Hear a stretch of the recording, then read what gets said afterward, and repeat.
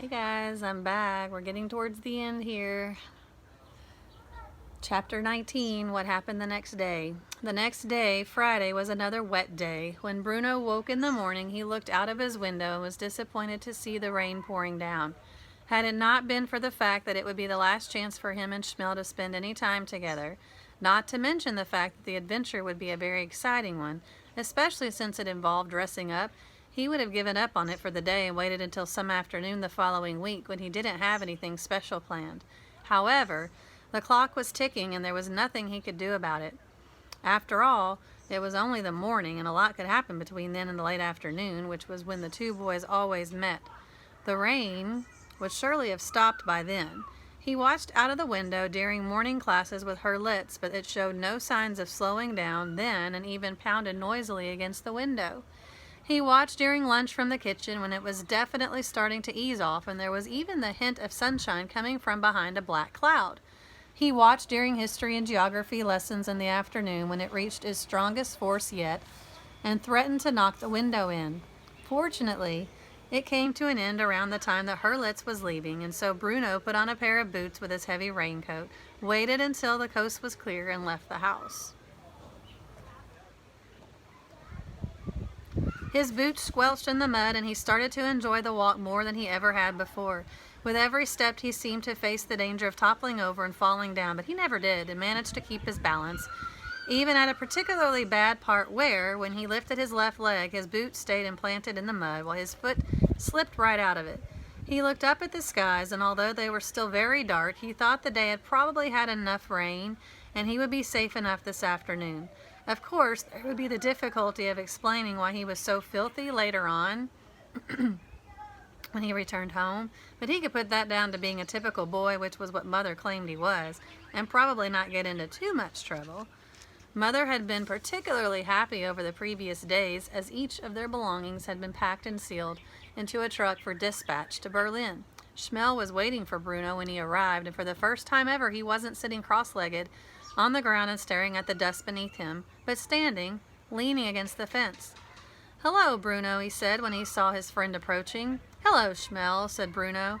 "I wasn't sure if we'd ever see each other again with the rain and everything, said Schmel. "I thought you might be kept indoors." "It was touch and go for a while," said Bruno, "with the weather being so bad." Schmel nodded and held out his hands to Bruno, who opened his mouth in delight. He was carrying a pair of striped pajama bottoms and a striped pajama top and a striped cloth cap exactly like the one he was wearing. It didn't look particularly clean, but it was a disguise, and Bruno knew that good explorers always wore the right clothes. "You still want to help me find Papa?" asked Schmel, and Bruno nodded quickly. "Of course," he said, although finding Schmel's Papa was not as important in his mind as the prospect of exploring the world on the other side of the fence. "I wouldn't let you down." Schmel lifted the bottom of the fence off the ground and handed the outfit underneath to Bruno, being particularly careful not to let it touch the muddy ground below. "Thanks," said Bruno, scratching his stubbly head and wondering why he hadn't remembered to bring a bag to hold his own clothes in. The ground was so dirty here that they would be spoiled if he left them on the ground. He didn't have a choice, really. He could either leave them here until later and accept the fact that they would be entirely caked with mud, or he could call the whole thing off, and that, as any explorer of note knows, would have been out of the question. "Well, turn round," said Bruno, pointing at his friend as he stood there awkwardly. "I don't want you watching me." Schmel turned around and Bruno took off his overcoat and placed it as gently as possible on the ground. Then he took off his shirt and shivered for a moment in the cold air before putting on the pajama top. As it slipped over his head, he made the mistake of breathing through his nose. It did not smell very nice. "When was the last this was washed?" he called out, and Schmel turned around. "I don't know if it's ever been washed," said Schmel.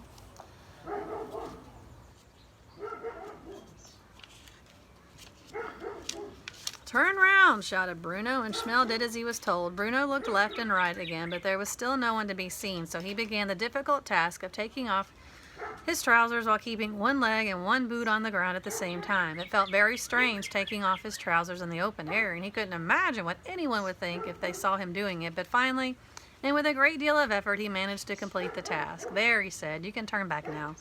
Schmel turned just as Bruno applied the finishing touch to his costume. Placing the striped cloth cap on his head, Schmel blinked and shook his head. It was quite extraordinary. If it wasn't for the fact that Bruno was nowhere near as skinny as the boys on his side of the fence, and not quite so pale either, it would have been difficult to tell them apart. It was almost, Schmel thought, as if they were all exactly the same, really.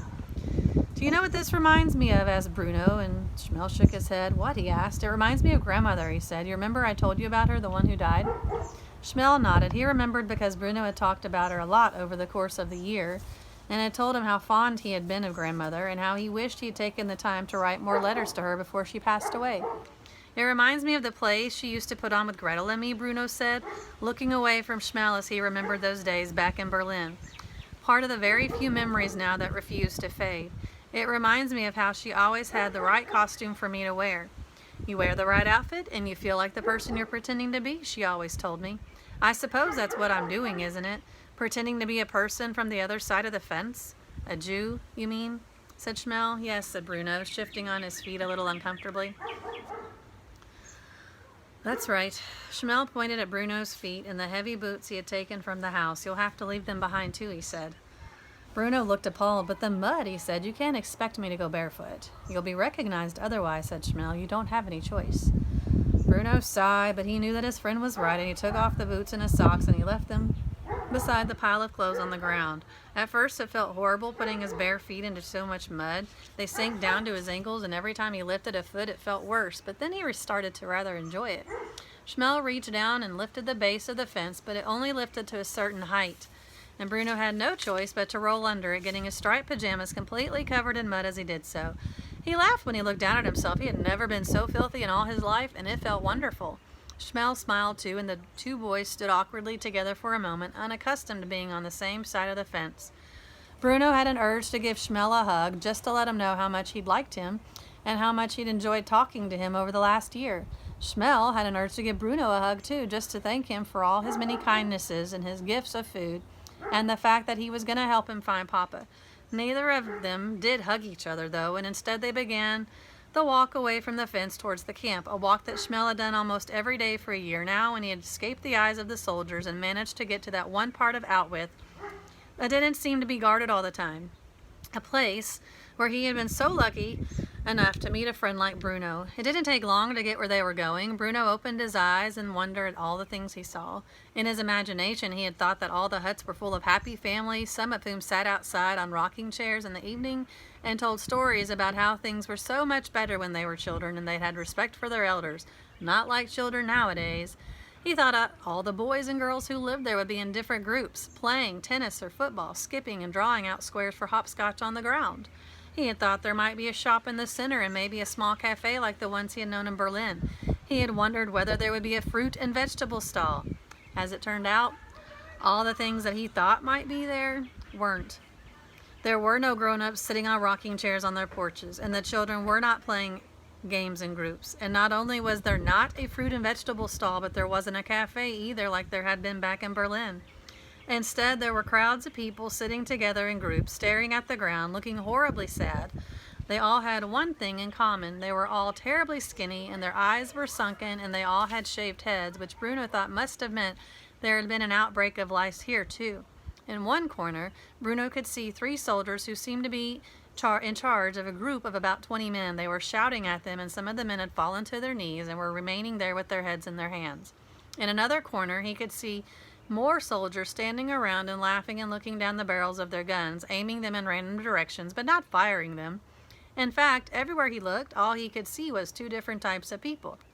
Either happy, laughing, shouting soldiers in their uniforms, or unhappy, crying people in their striped pajamas, most of whom seemed to be staring into space as if they were actually asleep. "I don't think I like it here," said Bruno after a while. "Neither do I," said Schmel. "I think I ought to go home," said Bruno. Schmel stopped walking and stared at him. "But Papa," he said, "you said you'd help me find him." Bruno thought about it. He had promised his friend that, and he wasn't the sort to go back on a promise, especially when it was the last time they were going to see each other. "All right," he said, although he felt a lot less confident now than he had before. "But where should we look?" "You said we need to find evidence," said Schmel, who was feeling upset because he thought that if Bruno didn't help him, then no one could. "Evidence? Yes," said Bruno, nodding his head. "You're right. Let's start looking." So Bruno kept his word, and the 2 boys spent an hour and a half searching the camp looking for evidence. They weren't exactly sure what they were looking for, but Bruno kept stating that a good explorer would know it when he found it. but they didn't find anything at all that might have given them a clue to Schmel's papa's disappearance, and it started to get darker. Bruno looked up at the sky, and it looked like it might rain again. "I'm sorry, Schmel," he said eventually. "I'm sorry we didn't find any evidence." Schmel nodded his head sadly. He wasn't really surprised. He hadn't really expected to, but it had been nice having his friend over to see where he lived all the same. "I think I ought to go home now," said Bruno. "Will you walk back to the fence with me?" Schmel opened his mouth to answer, but right at that moment there was a loud whistle, and 10 soldiers, more than Bruno had ever seen gathered together in one place before, surrounded an area of the camp, the area in which Bruno and Schmel were standing. What's happening?" whispered Bruno. "What's going on?" "It happens sometimes," said Schmel. They make people go on marches." "Marches?" said Bruno, appalled. "I can't go on a march. I have to be home in time for dinner. It's roast beef tonight." "Shh," said Schmel, putting a finger to his lips. "Don't say anything or they get angry." Bruno frowned, but was relieved that all the people in striped pajamas from this part of the camp were gathering together now, most of them being pushed together by the soldiers so that he and Schmel were hidden in the center of them and couldn't be seen. He didn't know what everyone looked so frightened about. After all, marching wasn't such a terrible thing, and he wanted to whisper to them that everything was all right, that Father was the commandant, and if this was the kind of thing that he wanted the people to do, then it must be all right. The whistles blew again, and this time the group of people, which must have numbered about 100, started to march slowly together, with Bruno and Schmel still held together in the center. There was some sort of disturbance towards the back where some people seemed unwilling to march, but Bruno was too small to see what happened, and all he heard was loud noises, like the sound of gunshots, but he couldn't make out what they were. "Does the marching go on for long?" he whispered, because he was beginning to feel quite hungry now. "I don't think so," said Schmel. "I never see the people after they've gone on a march, but I wouldn't imagine it does." Bruno frowned. He looked up at the sky, and as he did so there was another loud sound, just this time the sound of thunder overhead, and just as quickly the sky seemed to grow even darker, almost black, and rain poured down even more heavily than it had in the morning. Bruno closed his eyes for a moment and felt it wash over him. When he opened them again, he wasn't so much marching as being swept along by the group of people, and all he could feel was the mud that was caked all over his body and his pajamas, clinging to his skin with all the rain, and he longed to be back in his house, watching all this from a distance and not wrapped up in the center of it. "That's it," he said to Schmel. "I'm going to catch a cold out here. I have to go home."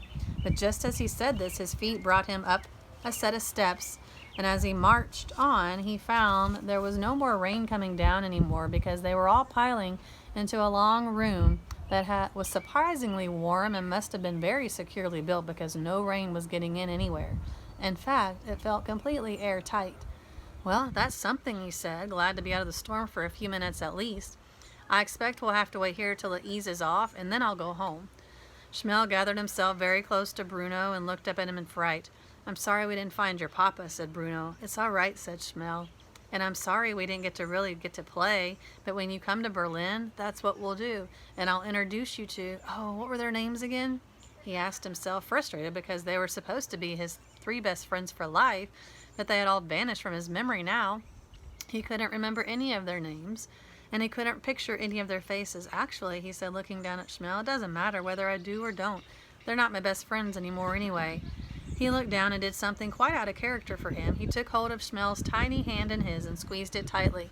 "You're my best friend, Schmel," he said, "my best friend for life."